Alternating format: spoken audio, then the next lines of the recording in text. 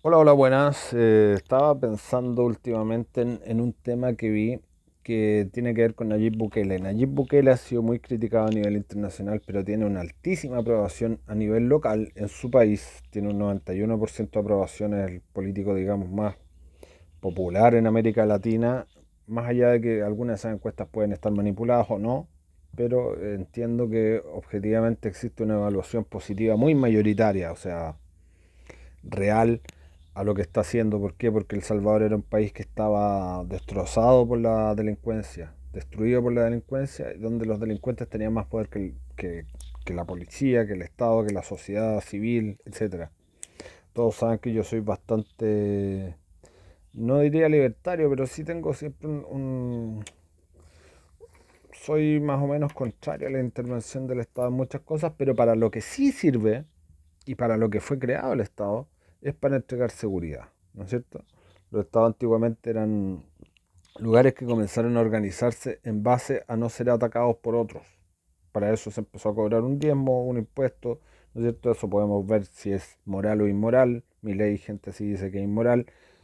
En la práctica sí lo es, pero si fuera voluntario sería algo muy parecido también, porque igual tú necesitas defenderte de los otros. Si tú creas una sociedad relativamente próspera, van a querer venir otras personas menos prósperas a quitarte lo que tenés, y eso es lógico. Y eso se llama invasión, eso se llama Rusia, o eso se llaman ladrones que quieren entrar a tu casa porque tenés una mejor vida que el resto y piensan que tenés más propiedades y más bienes, digamos, más riqueza. ¿Entiendes? Entonces la base, por qué uno pone puertas en su casa, por qué uno pone rejas en su casa, es para protegerte. Y eso, dentro de una sociedad, se llama ejército, o se llama fuerza armada, o se llama policía. En el fondo, uno siempre que tiene algo, quiere protegerlo. Y hoy una parte del valor de lo que tú tienes que destinarlo a proteger lo que tienes. Eso se llama seguro también, seguro de vida, seguro de protección a un automóvil.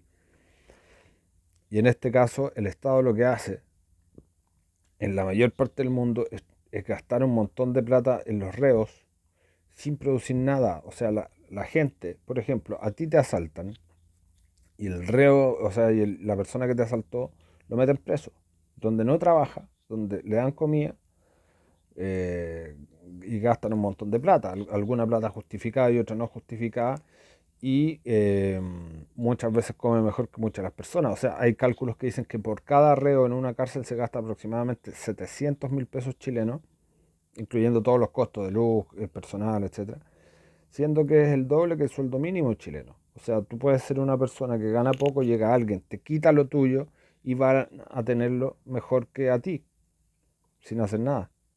Por último, trabajaran.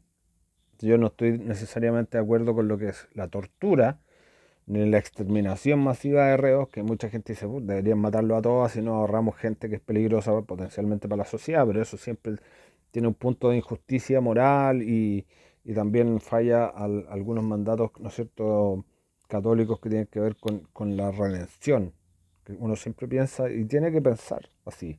Más allá que la mayoría no logre reencaminar su vida hacia el bien, ponle que el 1% lo haga, entonces ese 1% eh, en el futuro puede ser un gran aporte a la sociedad, y eso significa que tenemos que tener esa consideración, y eso cualquier persona lo sabe. O sea, incluso los regímenes más totalitarios siempre han pensado algo parecido, digamos. Nadie llega y mata a todos los presos que están en una cárcel, ni los extermina porque sí, solo porque es un gasto fiscal, digamos. Lo que sí pienso es que deberían hacerlos trabajar en algo, cualquier cosa, aunque sea cortando leña, ¿no es cierto? Estos tipos de trabajos forzados que hacen en Estados Unidos, porque no sirven para nada, pero sí obligarlos o darle una opción, incluso en relación al recorte de condenas, que sé yo, pero hacerlos trabajar, ir a cortar árboles, bueno, ir a limpiar calles, aunque sean engrillados. Y, y pienso que está mal el sistema actual como está, en el fondo está privilegiando a personas que te hacen daño, que van a vivir ahí gratis y luego van a salir y van a volver a hacer daño. Porque en realidad, ¿cuál es el castigo real? Estar encerrado, sí, es un castigo, pero no es, pero ahí se generan mafias. Ellos verdaderamente no necesariamente se van a arrepentir de lo que hicieron, solamente van a tener miedo de que los vuelvan a capturar, pero no es un arrepentimiento, tampoco hay una educación de ningún tipo, ni siquiera moral. O sea, eso lo hacen grupos particulares no estatales como los evangélicos, por ejemplo, que se van a meter a las cárceles y predican el evangelio, lo que siempre me ha parecido bien. Pero no hay una concepción general del Estado con respecto a cómo se tiene que enfrentar el problema de la delincuencia y sobre todo de los reos, que en muchos casos, como todo el mundo sabe, son escuelas de delincuencia. O sea, puede haber algún ladrón de poca monta que llega a la cárcel sin mucha experiencia y sin mucha maldad, entre comillas, y ahí se termina de malear totalmente.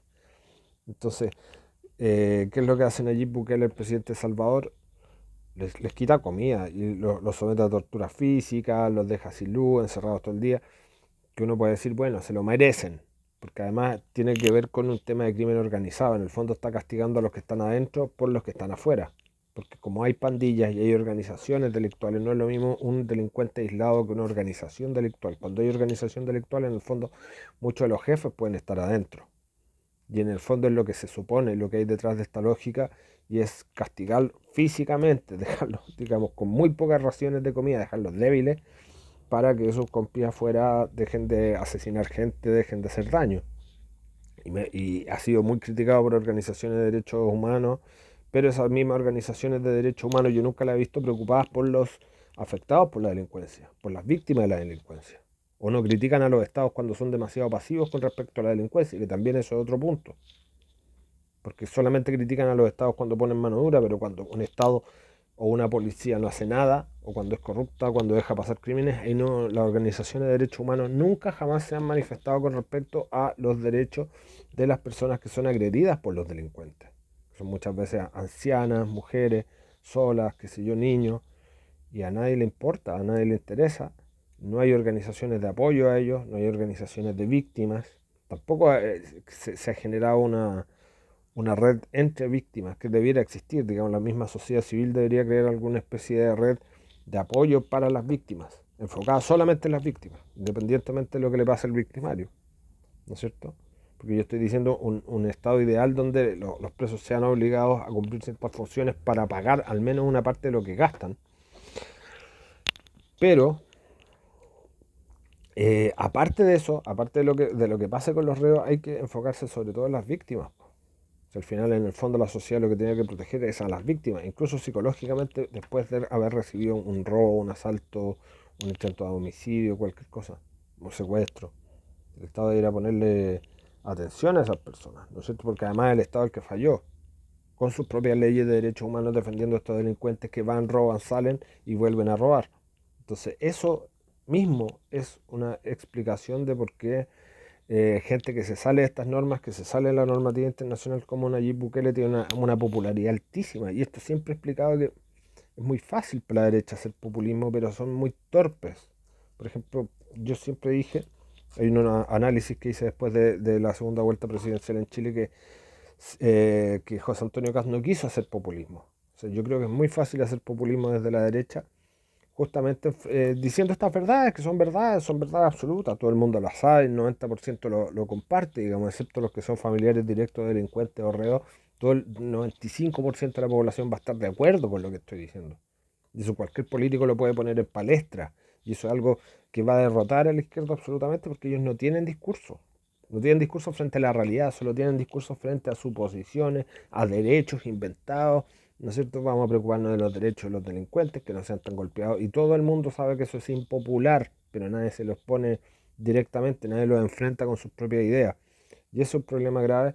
Y el que lo hace, como Nayib Bukele, como Trump, o incluso como Putin, son personas que son altamente populares en sus países por atreverse a ir contra el ordenamiento jurídico internacional de estas llamadas Corte Internacional de Justicia, de Derechos Humanos, etcétera, que son un entramado supranacional que nadie eligió y que tienen una legitimidad basada en, vaya a ver qué, porque se la dieron los mismos países, pero sin preguntarle a la gente de esos países.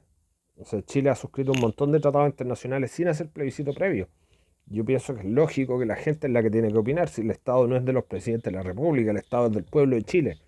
Y los presidentes no deberían tener el derecho a firmar ningún tratado internacional donde se colegisle, porque se colegisla respecto a lo que es a nuestra ley, ¿no es cierto?, a nuestro ordenamiento jurídico. Y eso me parece que es grave. Y acá, obviamente, los constituyentes algo de eso dijeron alguna vez, pero jamás lo van a hacer. De hecho, todo lo contrario, están bogando en el sentido contrario, darle más poder al Estado, a los políticos y menos poder de controlar la ciudadanía. Un poco eso era lo que quería decir. Gracias.